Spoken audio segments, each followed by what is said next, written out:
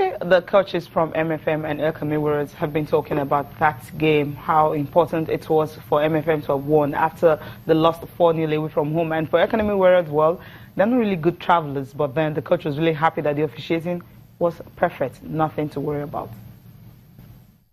I think it's a great one, and we're very, very happy because we want to be at the top, and today we are at the top now. But we don't want to lose concentration concerning the victim. But we thank God for that. It's all about tactical discipline. You understand me? When the player decide to listen to instruction, which I believe they must keep the same way in second round of the league, because it's important to the team, it's important to our fans, it's important to us as well. I don't want to say that I'm not around because I have my backroom staff. But I believe there will be a lot of improvement from this moment, from this place today, a lot of improvement. And people will see it. In Aqua, we need to show character of the game. We need to show the sign of team that wants to win the league in our next game.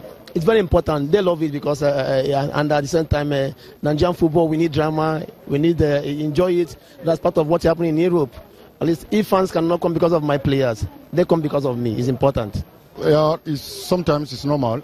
When you lose concentration, it's bound to happen. You can face anything. But I think the boys didn't really execute what we planned to execute, because we had planned on the marking. And if you look at that first half, it was marking that finished us in the middle. And when they got it, when they got those opponents and they got it right, second half we have to talk to them, the dressing room particularly, and they were able to take one or two things about it, taking lesson from the first half, and that's why you see the second half was better off. As a coach, I have a target for myself. Last year, I inherited that academy team. Before this time, last year, week 19, week 18, we are still on 25 points. But this is today, week 18, and we are now in 30 points.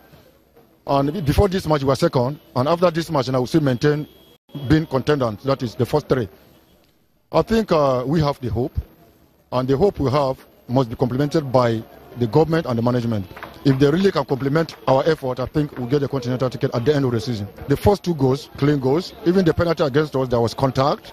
It was a 50-50 situation, and I think the officiating has improved. So kudos to LMC and the NFF Referee Appointment Committee. I think they are doing a good job. Yeah, that's what we always want to hear. Officiating must be top-notch and must be perfect. When you're winning, you win clean, very clean. But then let's come to the drama of what happened on match day 18. Chinasi, I mean, you witnessed some, you didn't like it. We'll show you some pictures, ugly, say not good. What really happened in that Katsina and Enyimba game? Well, the thing is, it's actually funny because a lot of people that do not really know what happened will be surprised and you'll be asking, why would Katsina United win a game and still, attack the Enyimba boss and every other thing? Well, what we're hearing is that the goalkeeper for Enyimba, for Dauda, the Ghanaian goalkeeper, he alleged that the young man, the ball boy was actually wasting time, and he tried to go get the ball from him, and apparently barged him or shoulder charged him or something, and the boy fell down, and apparently the boy passed into a coma. He was lifeless and everything, and that's what triggered. That was the trigger. That was actually what happened. So all these things are alleged. Because we don't have any confirming reports yet, but this is the story. This is what actually. That's the boy there. That's the boy in the hospital. Apparently, that happened from an alleged shoulder charge. Yes. We wouldn't say that actually hit him or something. An alleged shoulder charge, and the boy he fell down, went lifeless and everything, and so that was what enraged the Katsina United fans, and they went all out, pelting, attacking the Enyimba boss, attacking some players. Dauda himself, I think, got caught. Some other players were injured and everything. So that's just the whole story, and I think. It's been how long now? This thing happened yesterday, so we are waiting for the LMC to come out and tell us something. They should make a statement because they've been quiet. I remember when the last time something like this happened, the refereeing controversy that happened when I think was referring about the play where the referee allowed a goal disallowed a goal that was scored because she had blown for the halftime whistle. They were swift with their reaction, coming out. I think they'll need to wait for. Was it immediately? I think it was the next day. Yeah, they're looking for the match report by the next day, they were already. They already had their what they wanted to do. They came out with the resolves and everything and said, okay, this is what will happen. Even if I'm about the team itself actually came out with their own sanctions and everything. So you know, it's sad. But the thing is that we've seen this happen all over the world. It's not not new to Nigeria. Remember Eden Hazard? With the ball boy, when it happened in England, where he actually wanted to try and get, but he was ready to actually beat him up. Yeah, you know, but this one apparently, you know how volatile it can be over there in the north. These guys are very passionate about their football. Football fans all over the world are passionate. Maybe the fact that it's a kid, you see the kid, he goes down, he's like he looks lifeless and everything.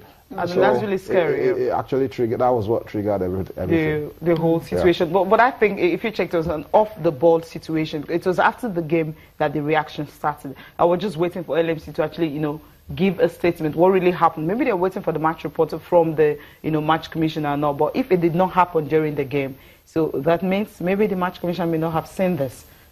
I don't know, because this happened after the game and all that. The definitely, but the goalkeeper attack that was and everything. injured, the attack and all that happened after the game. But you know, first of all, with the young man, that happened during the game. You know, because the other said he was wasting time and everything. So that happened during the game. So that should. I'm talking about the reaction. Yeah, I'm trying to say that should be the basis of what, because apparently that is what triggered, that is what started the whole you know, melee and everything. So that should have been taken into consideration by the LMC. Then what happened after the game? Of course, definitely they will get. We have journalists there and everything, so they will get comprehensive reports. So wait for LMC now to actually know, make a statement and reaction from there, and also maybe from the authorities on how the boy is actually doing, because that is not a good side.